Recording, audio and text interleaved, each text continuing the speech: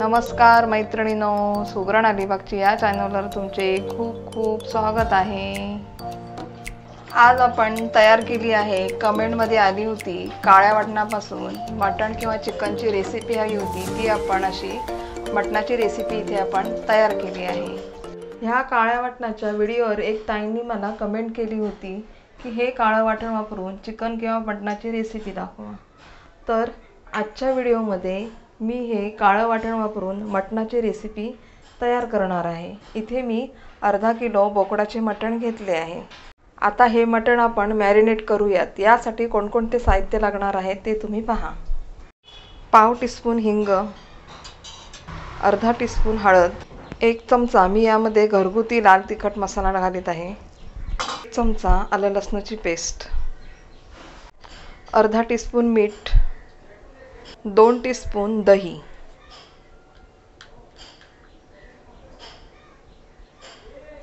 आता मी हे सर्व साहित्य या मटणाला एकत्र लावून घेत आहे।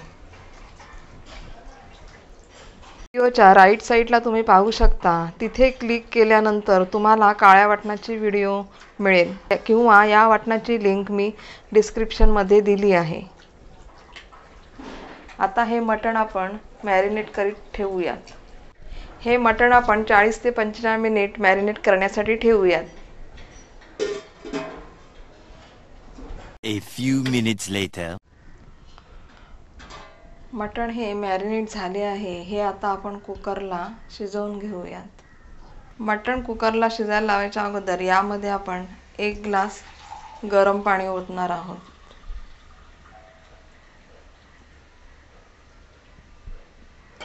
गरम पाणीच ओतायचं आहे, त्याच्यामुळे मटणाची चव आणखीन वाढणार आहे।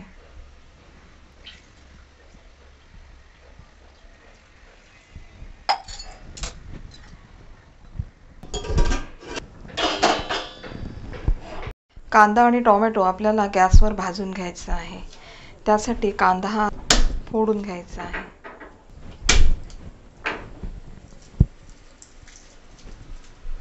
सुरुवातीला आपण टोमॅटो भाजून घेऊयात।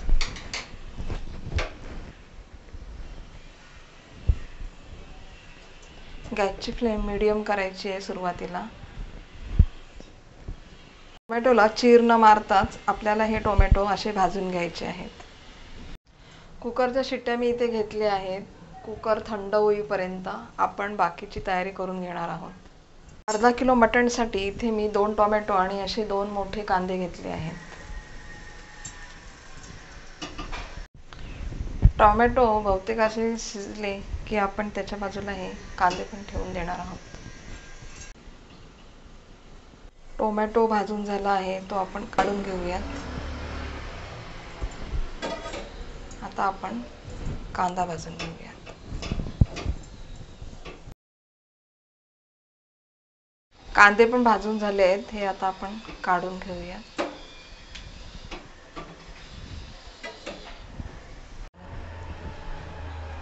कुकर थंड झाला आहे। आता आपण कुकर उघडून पाहूयात मटण कितपत शिजलं आहे ते।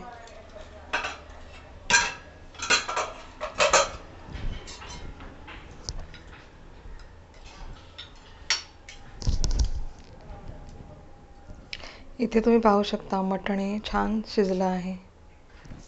आता मटण हे आपण फोडणीला घालूयात। कांदा टोमॅटो थंड झाल्यानंतर आपण या टोमॅटोवरची कांद्यावरची ही जी काळपट साल आहे ती आपण काढून टाकणार आहोत। ह्या टोमॅटो कांद्याची आपण आता जाडसर अशी ग्रेव्ही करणार आहोत। एकदम पण अशी बारीक ग्रेव्ही नाही करायची, आपल्याला थोडी जाडसरच ठेवायची आहे। गॅसवर मी पातेलं गरम करीत ठेवलं आहे। आता त्यामध्ये आपण तेल घालून घेऊयात।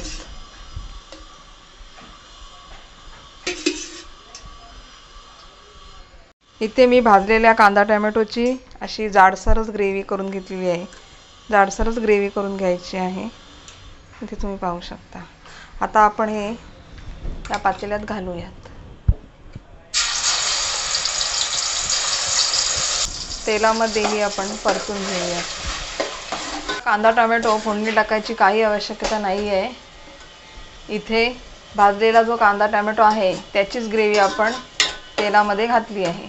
अर्धा किलो मटणासाठी इथे मी 1 वाटी हे असं काळं वाटण घेतलं आहे. कांदा टोमॅटो पण परतून झाला आहे. इथे तुम्ही पाहू शकता. याला आता असा तेल सुटला की समजायचं कांदा टोमॅटो आपला व्यवस्थित परतून झाला आहे. यामध्ये आपण पाव टीस्पून हिंग, इथे पाव टीस्पूनच हळद घालायची आहे. मटण बॉईल करताना हळद आपण घातली आहे, त्यामुळे मी इथे पाव टीस्पूनच हळद घातली आहे. लाल तिखट घरगुती मसाला तुमच्या आवश्यकतेनुसार तुम्ही इथे घाला. मिक्सरच्या भांड्यात थोडे मी गरम पाणी घालून घेत आहे. आपल्याला मटणामध्ये गरम पाणीच घालायचं आहे.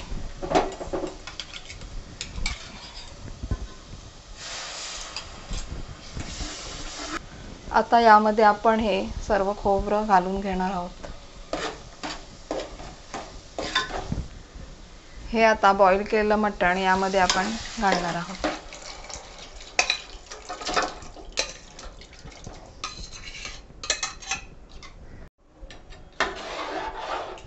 आता हे मला खूप असं जाडसर वाटते, त्याच्यामुळे मी यात थोडं पाणी घालत आहे. इथे मी गरम पाणीच घातलं आहे. तुम्हाला जेवढं हवं तेवढं इथे पाणी घालू शकता.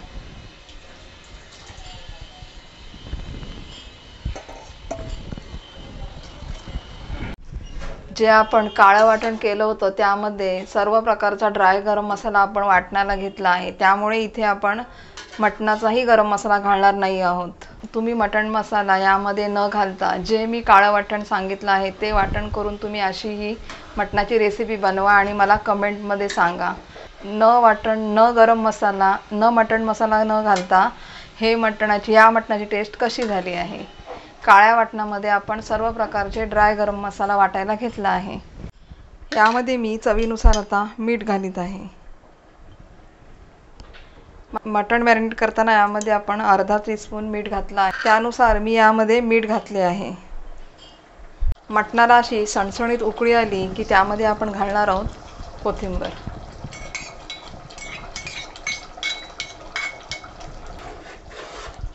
आता मी या मटणामध्ये एवढी ग्रेव्ही ठेवीत आहे. तुम्हाला जर हे एकदम सुक्कं मटण करायचं असेल तर आणखी तुम्ही हे गॅसवर आटवू शकता, पण इथे मी ही अशी थोडीफार या मटणामध्ये ग्रेव्ही ठेवीत आहे. तुम्हाला जर हे मटण थपथपीत हवं असेल तरीसुद्धा यामध्ये अशी थोडंफार ग्रेव्ही ठेवाच, कारण हे मटण थंड झालं की असं खूप थपथपीत होणार आहे. यामध्ये आपण सुक्या खोबऱ्याचं वाटण घातलं आहे. सुकं खोबरं हे थंड झालं का असं पाणी ऑब्झर्व करून त्याचं थपथपीत मटण तयार होणार आहे. सुगरण अलिबागची या चॅनलला जर तुम्ही नवीन असाल तर नक्की सबस्क्राईब करा. बेल आयकॉनचं बटन दाबायला विसरू नका, म्हणजे मी अशा नवनवीन रेसिपी ज्या अपलोड करीन त्या तुम्हाला पाहायला मिळतील. ही व्हिडिओ पाहिल्याबद्दल तुमचे खूप खूप धन्यवाद. आता भेटूया नेक्स्ट व्हिडिओमध्ये.